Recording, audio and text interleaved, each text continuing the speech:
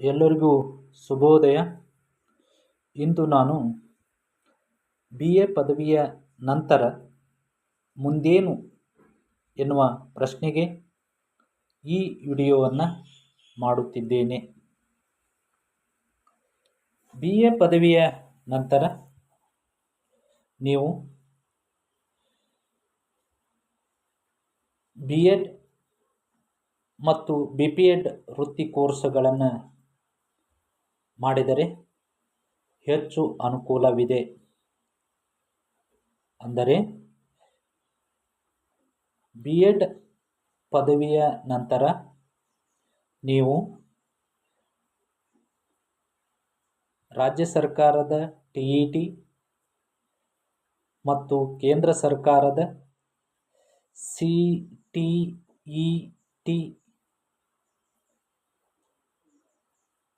ಶಿಕ್ಷಕರ ಅರ್ಹತಾ ಪರೀಕ್ಷೆಗಳನ್ನು ಪಾಸಾದರೆ ನೀವು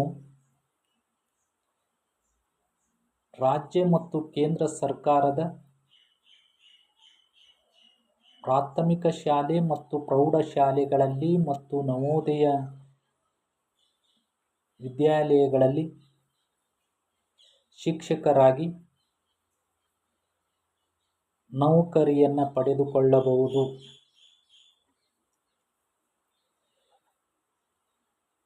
ಅಂದರೆ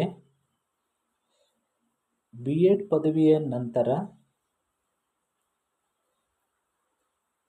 ರಾಜ್ಯ ಸರ್ಕಾರ ನಡೆಸುವ TET ಮತ್ತು ಕೇಂದ್ರ ಸರ್ಕಾರ ನಡೆಸುವ CTET ಶಿಕ್ಷಕರ ಅರ್ಹತಾ ಪರೀಕ್ಷೆಗಳನ್ನು ಪಾಸಾದರೆ ನೀವು ಕಿರಿಯ ಪ್ರಾಥಮಿಕ ಶಾಲೆ ಅಂದರೆ 1ರಿಂದ 6ನೇ ತರಗತಿಯವರೆಗೆ ಮತ್ತು ಹಿರಿಯ ಪ್ರಾಥಮಿಕ ಶಾಲೆಯ ಅಂದರೆ 6ರಿಂದ 7ನೇ ತರಗತಿಯವರೆಗೆ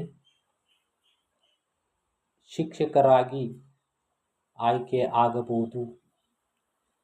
8ರಿಂದ 10ನೇ ತರಗತಿಯ ಪ್ರೌಢಶಾಲಾ ಶಿಕ್ಷಕರಾಗಿಯೂ ಆಯ್ಕೆ ಆಗಬಹುದು.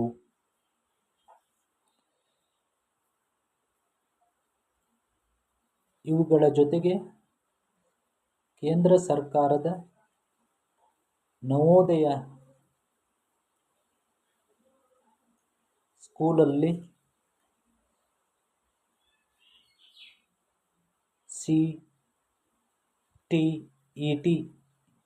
ಎಂಬ ಶಿಕ್ಷಕರ ಅರ್ಹತಾ ಪರೀಕ್ಷೆಯನ್ನು ಪಾಸಾದರೆ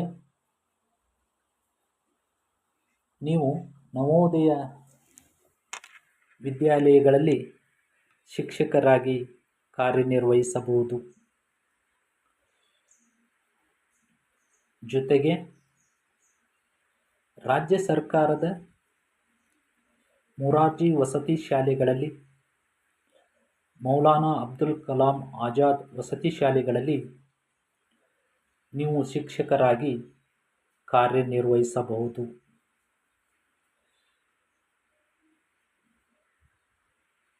BEd ಪದವಿಯ ನಂತರ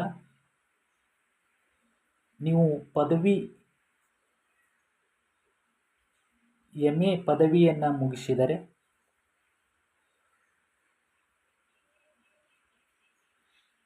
PU ಕಾಲೇಜಿನ ಉಪನ್ಯಾಸಕರಾಗಿ ಕಾರ್ಯನಿರ್ವಹಿಸಬಹುದು. MA ಪದವಿಯ ನಂತರ ನೀವು ರಾಜ್ಯ ಸರ್ಕಾರ ನಡೆಸುವ KSET ಮತ್ತು ಕೇಂದ್ರ ಸರ್ಕಾರ ನಡೆಸುವ NET ಅರ್ಹತಾ ಪರೀಕ್ಷೆಗಳನ್ನು ಪಾಸಾದರೆ ಜೊತೆಗೆ PhD ಪದವಿಯನ್ನು ಮುಗಿಸಿದರೆ ನೀವು ಸರ್ಕಾರಿ ಪ್ರಥಮ ದರ್ಜೆ ಕಾಲೇಜುಗಳಲ್ಲಿ ಉಪನ್ಯಾಸಕರಾಗಿ ಆಯ್ಕೆ ಆಗಬಹುದು.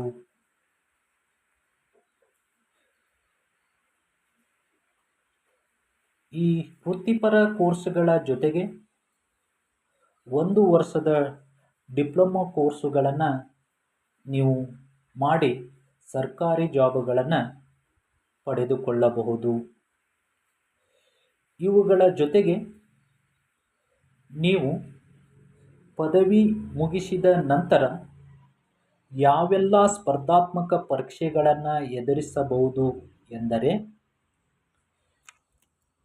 IAS, KAS, PDO, PSI, police constable, RRB, D group,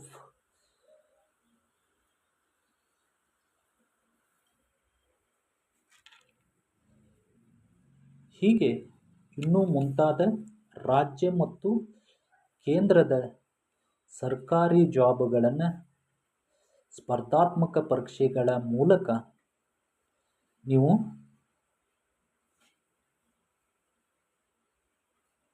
ರಾಜ್ಯ ಮತ್ತು ಕೇಂದ್ರ ಸರ್ಕಾರದ ನೌಕರಿಗಳನ್ನು ಪಡೆದುಕೊಳ್ಳಬಹುದು.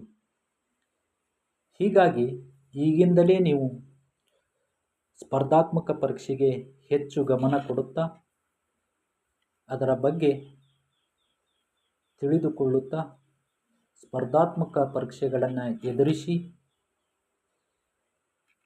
ಸರ್ಕಾರಿ ಜಾಬುಗಳನ್ನು ಸುಲಭವಾಗಿ ಗಿಟ್ಟಿಸಿಕೊಳ್ಳಬಹುದು.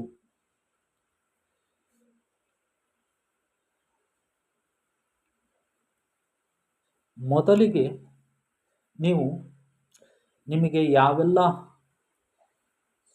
ಸ್ಪರ್ಧಾತ್ಮಕ ಪರೀಕ್ಷೆಗಳನ್ನು ಬರೆಯಲು ಅವಕಾಶಗಳು ಇರುತ್ತದೆಯೋ ಆ ಎಲ್ಲ ಸ್ಪರ್ಧಾತ್ಮಕ ಪರೀಕ್ಷೆಗಳಿಗೆ ಅಪ್ಲಿಕೇಶನನ್ನು ಹಾಕಿ ಅವುಗಳ ಬಗ್ಗೆ ಅಧ್ಯಯನ ಮಾಡುತ್ತಾ ಮೊದಲು ಯಾವ ಹುದ್ದೆ ನಿಮಗೆ ಸಿಗುತ್ತದೆಯೋ ಆ ಹುದ್ದೆಯನ್ನು ಸೇರಿ ನಂತರ ನೀವು ಇಚ್ಛೆ ಪಡುವಂತಹ ಹುದ್ದೆಯನ್ನು ಪಡೆದುಕೊಳ್ಳಲು ಸುಲಭವಾಗುತ್ತದೆ. ನಂತರ ನೀವು IAS ಮತ್ತು KS ಪರೀಕ್ಷೆಗಳಿಗೆ ಸುಲಭವಾಗಿ ಸ್ವಾವಲಂಬನೆಯಿಂದ ಪರೀಕ್ಷೆಗಳನ್ನು ಎದುರಿಸಿ ಭಾರತ ಸರ್ಕಾರದ ಉನ್ನತ ಹುದ್ದೆಗಳನ್ನು ಪಡೆದುಕೊಳ್ಳಲು ಸುಲಭವಾಗುತ್ತದೆ.